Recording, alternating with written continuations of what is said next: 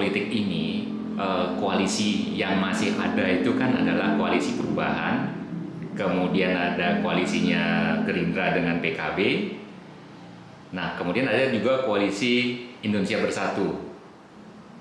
PDIP belum ada di koalisi manapun, belum memutuskan. Katakanlah nanti akan ada koalisi lagi yang baru atau bagaimana.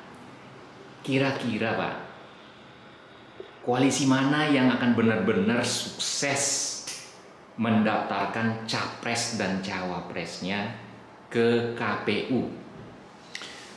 Ya, kalau kita kembali bicara basicnya dulu.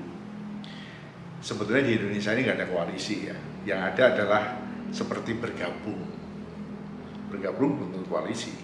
Nah, koalisi saat ini semua masih bisa disebut pra-koalisi. Buktinya apa? Yang sudah melakukan kampanye, yang sudah mencanangkan masing-masing, semua masih masing-masing.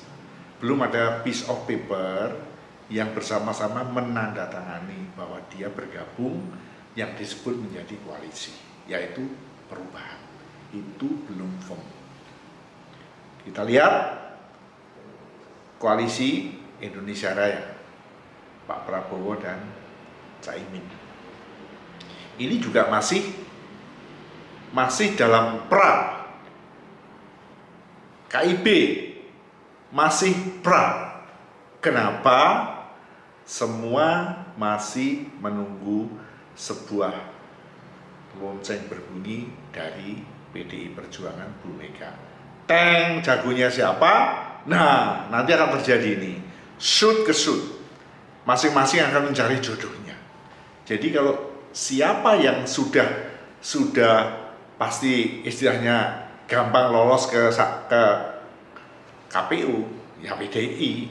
Karena sendiri bisa. Yang lain ini sifatnya masih mencari bentuk. Mencari bentuk juga mencari apa Pak? Namanya koalisi atau bergabung itu kan pasti mencari benefit untuk partainya, kekuasaannya. Sehingga kalau koalisi untuk kalah, rasanya sih nggak ada. Maunya menang. Nah, kalau maunya menang, syaratnya menang kurang, ya apa aja dilakukan.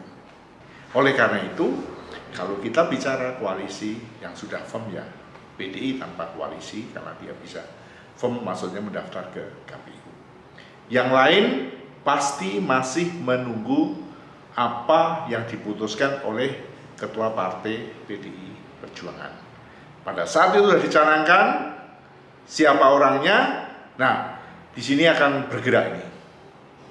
Sehingga apa yang ada ini kalau KIB terus KIR ya, itu nanti masih akan mencari bentuk ini, bagaimana? Nah sekarang ini semua mencoba-coba, itu sebenarnya ungkapan tanda kutipnya itu frustrasi. Kenapa nih nggak diumum-umumkan juga? Dia mencoba meraba ini, mencalonkan ini dengan harapan mendapatkan tanggapan-tanggapan. Sehingga kalau kita lihat, semua menjadi pengamat-pengamat yang sifatnya adalah prediksi yang menurut keyakinannya ini akan jadi. Belum nanti kalau kita bicara survei polling terakhir, bisa bergeser lagi. Ternyata jagonya kok makin merosot namanya. Apakah mau diteruskan? Walau alam, gak ada yang tahu, ya kan? Nah kalau kembali pada filosofi bahwa bergabung untuk menang, ini mengkhawatirkan. Tapi satu sisi yang lain, ini naik terus. Sehingga nih harganya naik terus. Apa mau sekarang kalau ini digabungkan umpamanya PDI gabung Gerindra, Prabowo sama Ganjar, atau Ganjar sama Prabowo. Nah tentu nih hitung-hitungannya beda lagi. Saya meyakini orang-orang atau teman-teman dari Gerindra bisa berpegang apa yang disampaikan oleh Gus Dur. Pada saat itu nubuatnya Gus Dur mengatakan bahwa Prabowo itu akan memimpin negara di masa tuanya. Nah kalau itu dipegang, ya masa tuanya itu sekarang ini Pak. Jadi dia akan mencoba mempertahankan diri menjadi presiden. Kemudian PDI, polling Ganjar naik terus, katakanlah asumsinya Ganjar yang dipilih nanti. Ini naik terus, PDI naik terus. Apa pantas jadi wakil presiden? Sehingga menurut pendapat saya, ada 3 sosok yang bisa menentukan ini, stop ini saja, yaitu Bu Mega, Pak Jokowi, dan Pak Prabowo sendiri. Kalau beliau bertiga ini duduk menentukan strategi ke depan, tujuannya adalah melanjutkan apa yang sudah dibangun Pak Jokowi, bisa jadi ini akan menyetop roda pusaran politik ini menjadi fokus.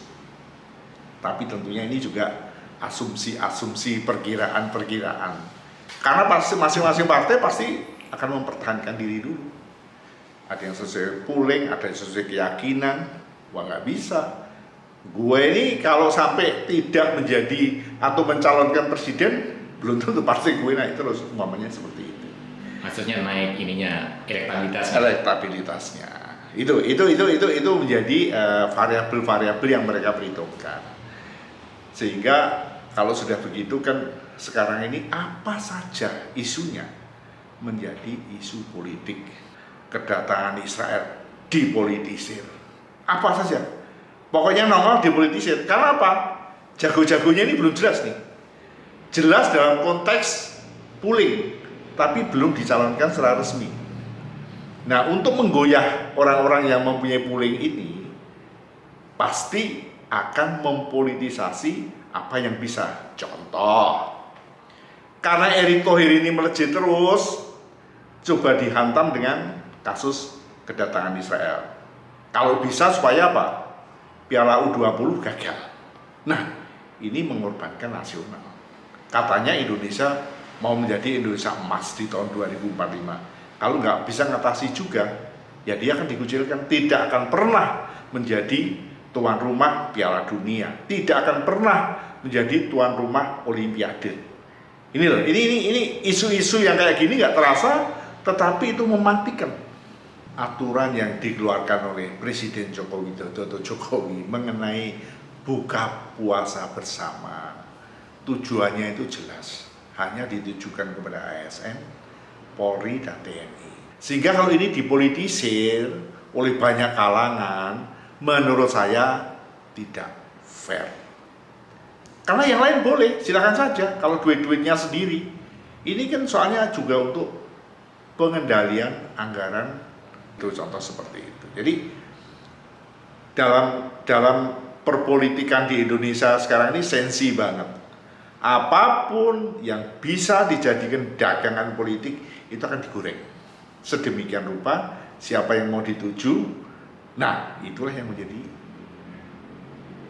konsumsi hari-hari. Nah itulah kalau tadi kembali ujungnya, siapa yang sudah firm untuk bisa daftar ke KPU ya cuma satu, namanya PDI. Lainnya menunggu gongnya PDI. Jagonya PDI diumumkan, baru di situ akan bergabung masing-masing sesuai polanya untuk mendaftarkan ke KPU. Cukup 1 tahun, tidak lama. Sekarang mungkin sudah ada setahun kan, September harus daftar. Sehingga apa? Kalau tidak hati-hati pun jago masih bisa kepleset. Kalau tidak hati-hati. Jadi ya, kita sebagai masyarakat rakyat Indonesia ingin melihat pemimpin yang benar-benar memimpin negara, memajukan masyarakat Indonesia, dan Indonesia dilihat oleh dunia. Indonesia sekarang bukan Indonesia yang ecek-ecek, tapi Indonesia yang hebat, maju. Indonesia yang berubah. Bukan Indonesia 10 atau 15 tahun yang lalu. Betul-betul Indonesia yang menuju emas, begitu menurut saya.